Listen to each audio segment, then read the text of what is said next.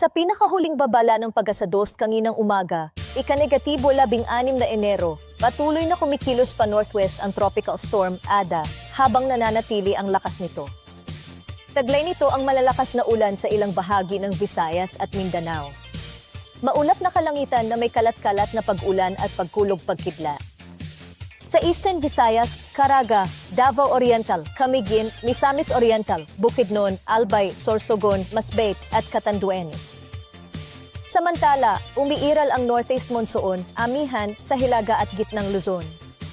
Sa Metro Manila, asahan ang maulap na may pag-ulan dulot ng amihan. Kaugnay nito, narito ang mga lugar na walang pasok.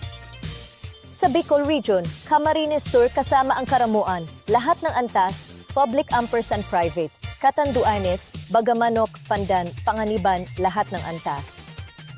Masbate, kasama ang Mobo, lahat ng antas, Albay kasama ang buong probinsya, lahat ng antas, Sorsogon kasama ang buong probinsya, lahat ng antas.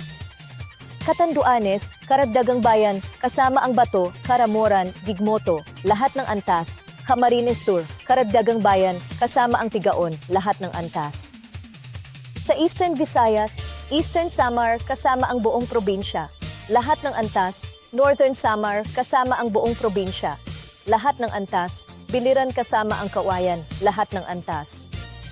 Leyte kasama ang Burawen, Carigara, Jaro, Julita, Tanauan, lahat ng antas, Samar kasama ang Calbiga, Las Navas, Matug-Inaw, lahat ng antas, Paranas, Preschool, Senior High. Southern Leyte kasama ang Hinunangan, Preschool, Senior High. Samar kasama rin ang Katbalogan, Jayabong, lahat ng antas.